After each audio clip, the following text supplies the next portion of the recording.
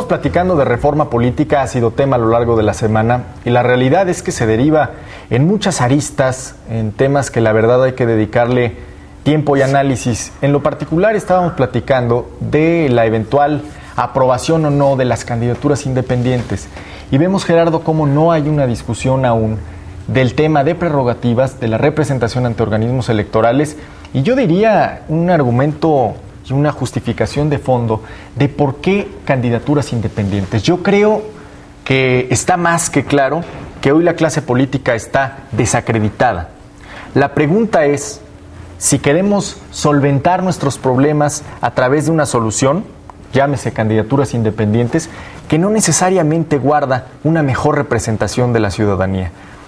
¿Quién en una democracia como la nuestra podría acceder a las candidaturas independientes? ¿Quién tiene acceso, y llámese recursos, para tener presencia en los medios de comunicación? ¿Cómo se logra una candidatura presidencial de manera independiente? Pues evidentemente con dinero. Entonces yo creo que nos falta... O con apoyos políticos. ¿Tu impresión sobre este tema en particular? Yo creo que es un tema que habrá que profundizar aún más allá de una simple reforma constitucional, reforma política, porque tiene muchas aristas como se ha dicho en la mesa, ¿no? Yo creo que el hecho de que esté en la mesa del debate es porque hay un desgaste de los partidos políticos. ¿Por qué? Porque se han convertido en agencias de colocación de los mismos. Porque 3 años diputado, senador, diputado local, jefe de nuestro trapecista, ¿no? Puro trapecista, mucho trapecista político, y hay un desgaste de la propia figura y de las propias estructuras partidistas. Entonces, cuando los propios actores políticos ven que los dedos están cargados en sus diferentes partidos o no pueden maniobrar como ellos quisieran, buscan por fuera la posibilidad de poder operar con apoyos políticos, pero con un candidato que no tenga los amarres de los partidos, los procesos establecidos de elección y los procesos, porque hoy pueden impugnar el TRIF cualquier situación y los tiempos se pueden ir deshaciendo. Hay mucho por hablar. El tema de los candidatos independientes implica financiamiento, implica entrega de las constancias de gastos, el que no permee la delincuencia organizada en las propias campañas. Es algo que se tiene que trabajar mucho. Además de la reforma, en capacitar y orientar a la ciudadanía. Pero aunado a este tema de la candidatura independiente, hay un tema que se debe entrar de fondo, que es la gobernabilidad dentro de 2 años. Y ahí está el tema del cambio del régimen presidencial por un régimen semiparlamentario, como en Francia opera, donde exista un jefe de gobierno, que es el jefe del Ejecutivo, que esté electo y actúe como presidente, y un jefe de Estado nombrado por el Congreso, por fuerzas políticas de coalición del Congreso, donde puede haber una representación política y puede haber gobernabilidad para poder implementar el presidente en turno o el Estado las políticas públicas. Va a ser muy complicado que el próximo presidente de la República pueda operar sin los desgastes naturales, los enfrentamientos con el Congreso y con las fuerzas políticas representadas ahí. Debe buscarse la forma de que haya los consensos políticos, los acuerdos políticos para tener un gobierno de coalición amplio. Si no se llega a la reforma del Estado en ese sentido, el reto del presidente de la República que gane la contienda presidencial es generar un gobierno de coalición representada a las fuerzas políticas para poder gobernar y poder permear las reformas que el país requiere, ¿no? No olvidemos que este es un país que desde 1997 no tiene mayorías absolutas en la representación parlamentaria. Es decir, desde la primera vez que perdió el PRI. Así es, y hay, la mayoría en el Congreso, un tema, en la Cámara una propuesta para la cláusula de sobrerepresentación, para construir mayorías estables, que quedó fuera de la reforma política. La ratificación de los miembros del gabinete quedó fuera de la reforma política. Claro. El tema que está mencionando Gerardo, que de alguna manera podría acercarse a la propuesta de jefe de gabinete, digamos, en un paso gradual, quedó fuera de la reforma política. Entonces, me parece que lo que estamos contemplando es una de las tantas propuestas o las que tuvieron los consensos necesarios, pero no todos, y me parece que se está privando del consenso a lo que podría estar haciendo la Cámara de Diputados en ese plano. Ahora, yo les quiero preguntar regresando un poco al tema de candidaturas independientes, hay un dato que se ha escapado en los medios de comunicación y es la aprobación reciente de la reforma constitucional en materia de derechos humanos, en la que nos obliga a las instancias jurisdiccionales nacionales a respetar los tratados internacionales, al igual que los preceptos de la Constitución. ¿Por qué lo traigo a colación?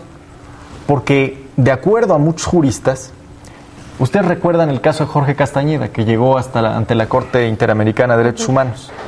Con esta reforma hecha a la Constitución, que tiene un mes y medio, Jorge Castañeda hubiera ganado su amparo. Hubiera ganado su amparo y hubiera tenido acceso a una candidatura independiente. El dilema es que como no tenemos reglamentado cómo puede financiarse una candidatura independiente, cómo puede representarse, ¿sí?, de dónde accede a fondos para implementar una campaña política, cómo accede a medios de comunicación. No olvidemos que los particulares, gracias a la modificación en el 2007 del artículo 41 constitucional, no pueden acceder, no pueden comprar tiempos para manifestar ideas políticas en los medios de comunicación. Entonces, no habremos dado ya un paso en ese sentido y no hemos dado cuenta y estamos perdiéndonos en el tema de reforma política, y yo atino a pensar que es más un argumento del PAN para echarle en cara al PRI de Enrique Peña Nieto y de la Cámara de Diputados, que no están de acuerdo en una reforma que, no olvidemos, se parece mucho al decálogo de Calderón de hace 2 años. No sé, sus impresiones, Robert. No, totalmente. Posiblemente el tema de la reforma política sea un tema que entrampe desde luego al Partido Revolucionario Institucional, entre las dos fuerzas, una la que encabeza posiblemente la representación Mario Fabio Beltrones Rivera y Enrique Peña Nieto, pero no podemos dejar de lado que el tema de la reforma política tiene que ser un tema ampliamente discutido para poder llegar a un consenso. Hoy hay sobre la misma reforma política, hoy pesa muchísimo el trama de los disensos que hoy tienen tanto diputados como senadores de la República. Yo recuerdo cuando fue recibida por la Cámara de Diputados, Jorge Carlos Ramírez Marín, el coordinador, el presidente de la mesa directiva de la Cámara de Diputados, no la recibió con buenos ojos. Todavía le puso muchas dudas y que el entramado justamente de la reforma política tenía que construirse con muchos consensos más de los que había llegado justamente del Senado de la República. El Senado actuó de manera muy natural, simplemente agarró, construyó un dictamen, lo aprobó y lo remitió inmediatamente a la Cámara de Diputados. Pero se lavó las manos, al final de cuentas, para evitar el costo político que tenía el Senado de la República y que sobre todo el costo político que iba a tener Mario Fabio Beltrones Rivera como presidente de la mesa directiva del Senado y poderla abortar sin mayor problema. Ahora, el tema de esto... Simplemente vamos a ver el tema de la reforma política como vimos el tema como con Javier Sicilia en la mesa. Simplemente las bancadas del PRI y la del PRD fueron particularmente evasivas en ese encuentro público. No hubo un posicionamiento claro. Jorge Carlos Ramírez Marín simplemente dijo no tenían cita para estar aquí presentes, pero los recibimos. Muy evasivos al final de cuentas. De forma así de muy evasivos, yo percibo que el tema de la reforma política no va a tener trascendencia de aquí hasta este 2012. Y el tema de las candidaturas independientes es un tema muy difícil. ¿Cómo se van a financiar? Justamente lo hemos puesto sobre esta mesa. Hoy los partidos políticos acceden a prerrogativas de carácter público que justamente genera el gobierno federal a través del impuesto de los mexicanos hacia el Instituto Federal Electoral, y el Instituto Federal Electoral lo deriva a los partidos políticos en base a la votación que han obtenido en la última elección de diputados federales. De esa manera se asigna la prerrogativa de carácter público a los partidos políticos. Pero ¿cómo vamos a financiar candidaturas de diputados federales? Que seguramente no habrá ni 1, ni 2, ni 3.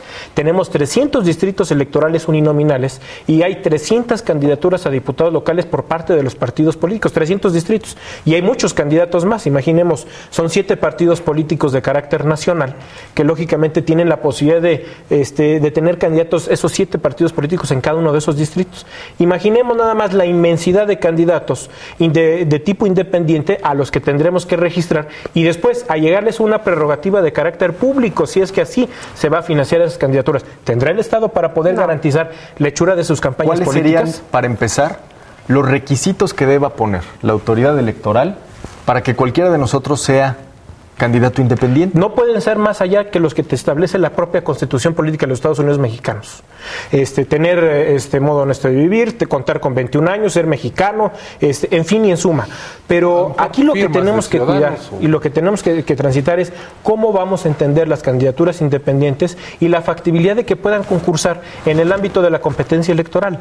No hay capacidad del recurso público para que el Estado les garantice campañas políticas y sobre todo, si se va a tratar de generarles un financiamiento privado, que ese financiamiento privado no esté detrás el crimen organizado, porque seguramente al rato vamos a tener candidatos independientes financiados por el crimen organizado. Bueno, pero a ver, aquí dice algo fundamental, Gerardo.